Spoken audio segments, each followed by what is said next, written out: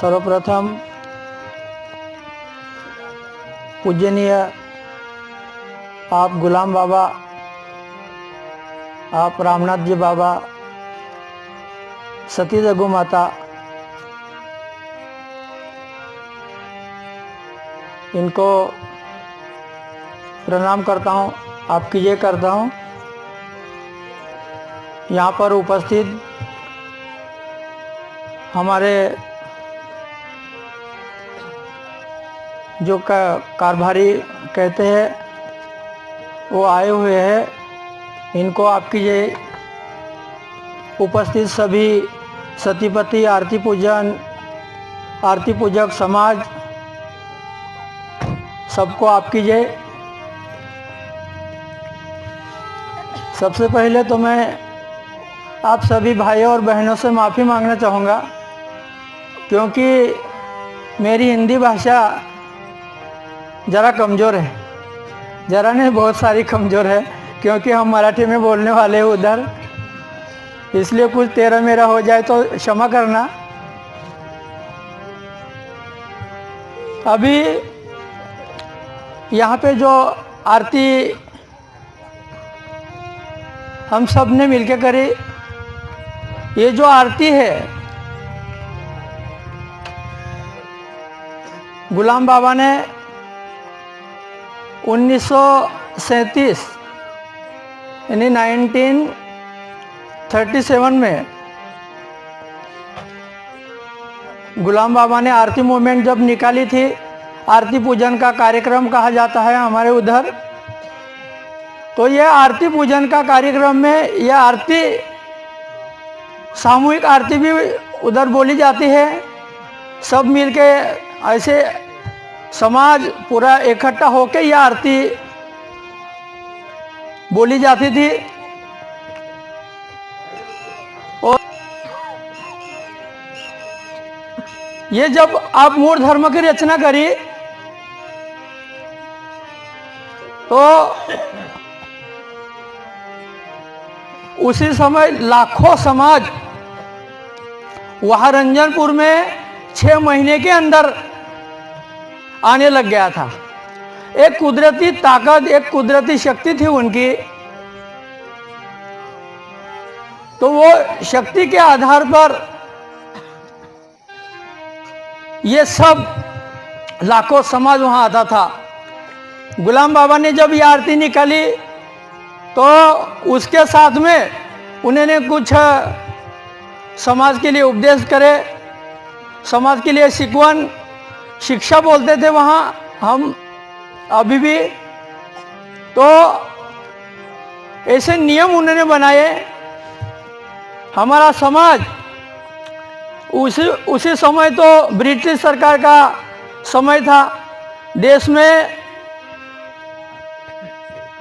स्वतंत्रता के लिए सभी लड़ रहे थे।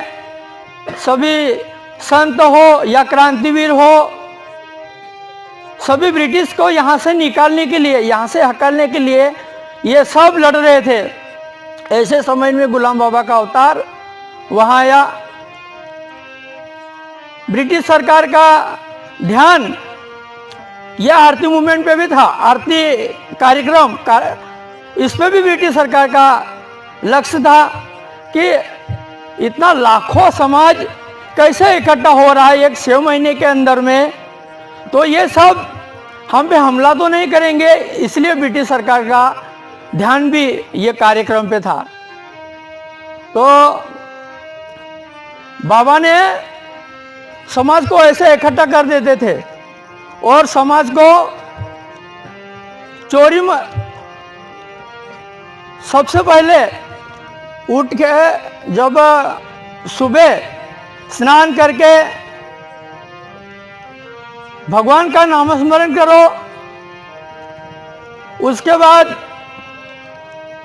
अपने काम धंधे पे जाओ और व्यसन मुक्त, चोरी, अपना शराब, दारू जो कहा जाता है, और जो चोरी ऐसे ये जो चलता था तो ये सब बंद करने लगाते थे। मांस मच्छी ये मत खाओ, एक शाकाहारी बनो। अगर हम शराब पी के पड़े रहेंगे तो हम आगे जो समय है, समय का परिवर्तन नहीं होगा। हम सब दारू में, उसी समय तो महापुर चलता था दारू का, व्यसन का, तो ये व्यसन मुक्त करना लगाते थे बाबा। और व्यसन मुक्त करके समाज को अच्छे मार्गों पे लाते थे। और ये हमारा समाज बहुत पिछड़ा हुआ था समाज था, उनको सही रास्ते पे लाने के लिए ये सब करते थे। ऐसे करते करते व्यसन मुक्त, यानी ये दारू छोड़ने के लिए हम लोग बहुत दूर दूर जाते। उसी समय तो लाखों समाज रंजनपुर आते थे, उनकी शराब छूट जाती थी, दारू छूट जाती थी। कोई किसी को दोहरा धागा ऐसा बांधने की जरूरत नहीं रहती थी। अगर उसी समय तो वहां 9 लाख आरती की 9 लाख आरती समाज, उसकी नोंद है। अगर 9 लाख आरती समाज को अगर बाबा ऐसा दोहरा धागा करते बैठते तो कितना समय लगता। लेकिन उनकी कुदरती शक्ति उनके पास इतनी थी, तो रंजनपुर आते ही सबको ऐसा लगता था कि भाई ये मेरा परिवार है। आपकी जय परिवार है, आपकी जय, यानी एक दूसरे का सम्मान करना, ये बाबा ने सिखाया था। तो सबको लगता था कि ये आपकी जय परिवार मेरा है। ऐसा करते, ऐसा समय उस वक्त था। और बाबा ऐसा कहीं किसी को बुलाने नहीं जाते थे। समाज हर सोमवार को आरती, यह भी हमने आरती बोली अभी, यह आरती के लिए सब समाज वहां आरती में शामिल होने के लिए आती थी। हर सोमवार को भजन कीर्तन चलता था। ऐसी परिस्थिति में ब्रिटिश सरकार का लक्ष्य यानी ध्यान ये समाज पे था कि बाबा को हर बार बोलते थे कि बाबा यह आरती बंद करो, हमको या तो फिर आप बाबा को यह आरती भी बंदी आई थी। लेकिन बाबा ने आरती शुरू ही रखी। लाखों समाज रंजनपुर में, और जहां ये जो नंदुरबार रेलवे सूरत आगगाड़ी है उसका नाम भी गुलाम ट्रेन रखा गया था। और जब वहाँ से समाज आती थी तो पैदल सब समाज रंजनपुर में आती थी। ऐसा जब माहौल था। उसके बाद गुलाम बाबा गुजर गए। फिर ये पूरा रामदास बाबा को उन्होंने सौंप के गए थे। तो रामदास बाबा उनके छोटे भाई, उन्होंने फिर ये 22 साल तक के ये कार्य चला। ये एक इतिहास है, ये हमारा समाज का इतिहास है, इसलिए मैं आपको बता रहा हूँ। उसके बाद जब आरती पे बंदी आई, आरती बंद करो ऐसा करके पत्र ब्रिटिश सरकार ने दिया। बाबा ने नहीं सुना, रामदास बाबा ने, और ब्रिटिश सरकार को बोला, हे ब्रिटिश सरकार, अभी तुम्हारी मंगनी कट चुकी है, अभी कलंकी लगा है, देश छोड़ के चले जाओ। और उसी समय पे रामदास बाबा को भी 2 साल तड़ीपार की शिक्षा हुई। हद्दपार बोलते हम, तड़ीपार की शिक्षा हुई। जब रामदास बाबा इधर हमारे मध्य प्रदेश में आए, यहाँ तो यहाँ से खेतिया हो गए, पानसेमल हो गए, नेवाली, और नेवाली नेवाली से आगे नर्मदा गए और नर्मदा उन्होंने पैदल वहां से क्रॉस करी। नर्मदा पैदल क्रॉस करने वाला कोई अभी तक के वहां कोई नहीं था, लेकिन जब बाबा को देखा वहां का समाज ने, तो वो कहने लगे चमत्कारी बाबा आए कहाँ से, तो उन्होंने नर्मदा ऐसे ही पार करी। जो नर्मदा का पानी था वो जो बह रहा था उसकी गति एकदम थम हो गई थी और बाबा पैदल नर्मदा पार करके चले गए थे। वो वहाँ का समाज उन्होंने सब ये देखा और उन्होंने कहा कि बाबा चमत्कारी बाबा आया करके उधर का हजारों समाज आज बाबा के साथ में उधर भी जुड़ गए थे। वहाँ 20-25 गांव में बाबा का मुकाम रहा था, करीबन 1 साल तक के वहाँ भी रहे। लेकिन यहाँ वो समय ब्रिटिश सरकार के खिलाफ बहुत बड़ी लड़ाई चालू थी स्वतंत्रता के लिए, और बाबा को कहा गया कि बाबा यहाँ से कहीं कांग्रेस के जो लोग थे, उस वक्त खाली कांग्रेस वाले रहते थे उसी समय में, तो उनके जो जिले के प्रमुख थे, धुलिया जिला था जब, तो यहाँ से उनके एक शंकर विनायक ठकार थे, वो आए बाबा को बोला कि बाबा आप ये ब्रिटिश सरकार की ने जो तड़ीपार की शिक्षा दी ये आप तोड़ दो और स्वतंत्र संग्राम में आ जाओ, रंजनपुर आ जाओ। और फिर बाबा ने सब समाज था उनके साथ में, बाबा के साथ में। बाबा अकेले ही तड़ीपार नहीं गए थे, पूरा समाज बाबा के साथ में। बाबा को तो 2-5 लोगों को खाली तड़ीपार की शिक्षा मिली थी, लेकिन बाबा के साथ में हजारों समाज भी आई थी। बाबा ने सबकी राय ली और सबने बोला कि हमें यही करना है, कितने दिन इधर रहेंगे, हमें तो स्वतंत्र संग्राम में भाग लेना ही है करके वहाँ से सब निकले। जो एमपी के हमारे भाई आए, अभी भी उधर कार्यक्रम रहते मई महीने में, जहाँ जहाँ बाबा जाते गए थे वहाँ हर एक गांव में हमारे भाई एमपी वाले आए, ये कार्यक्रम रखते, उधर प्रोग्राम रखते, ये आरती पूजन का प्रोग्राम। सब मिलके ऐसे ही आरती पूजन करते, सब व्यसन मुक्त हो जाते और अच्छे काम में लग जाते।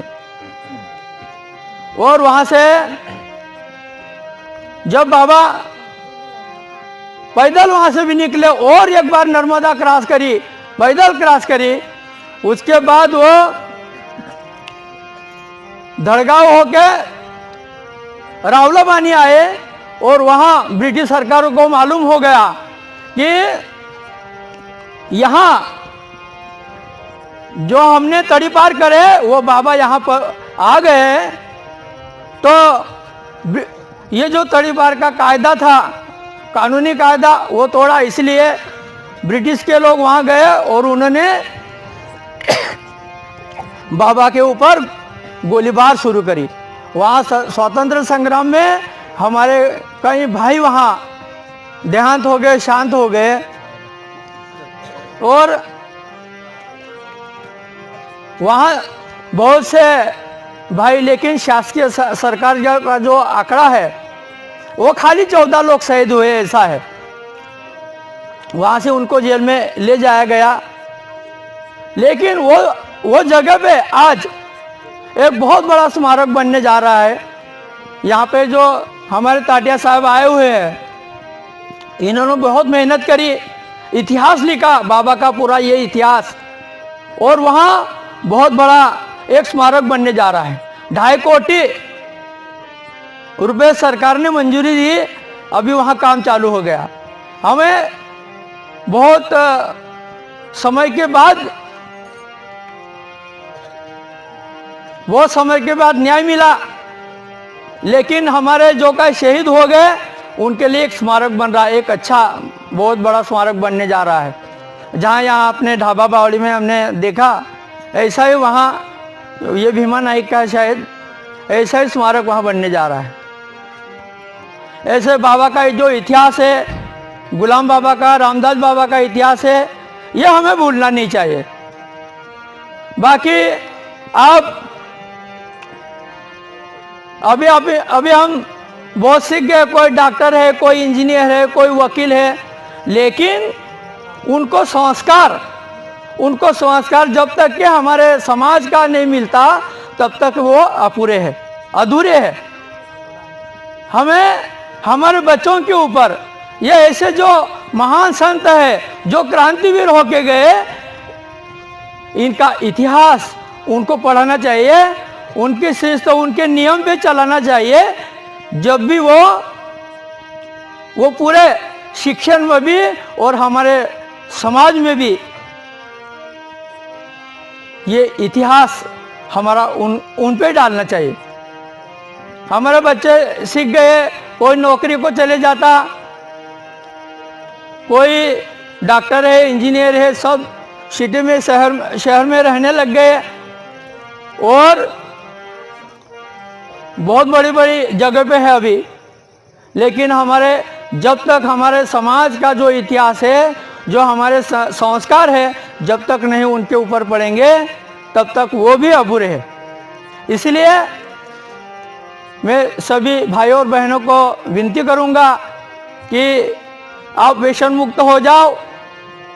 रंजनपुर आते ही आपका व्यसन छूट जाएगा, क्योंकि लाखों 9 लाख समाज को अगर बाबा जी ने बिना धागे से अगर व्यसन मुक्त कर दिया और इतना बड़ा परिवर्तन कर दिखाया, आज भी रंजनपुर लाखों समाज आता है। एक कुदरती ताकत है वहाँ, एक कुदरती शक्ति है जो इसके भरोसे ये सब चल रहा होते आ रहे। अभी वहाँ भी व्यवस्था अभी भी हो रही। इतना बोल के मैं बैठता हूँ। आपकी जय।